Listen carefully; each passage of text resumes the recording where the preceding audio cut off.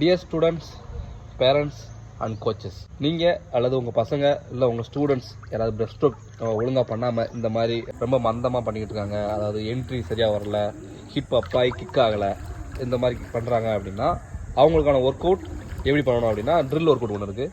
நீங்கள் ஒரு ஃபின்ஸ் போட்டுக்கணும், எந்த ஃபின்ஸ்னாலும் சரி. ஃபின்ஸ் போட்டு ஃப்ளை கிக் பண்ணி என்ட்ரி அந்த நான் பண்ணுற மாதிரி பாருங்கள்.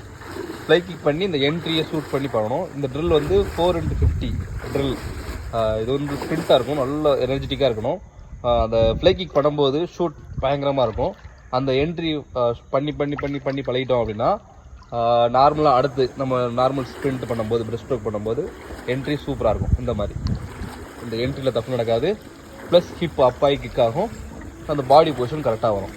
இந்த ட்ரில் ஒர்க் அவுட் ரொம்ப யூஸ்ஃபுல்லாக இருக்கும் பிரஸ்ட் ஸ்ட்ரோக்குக்கு.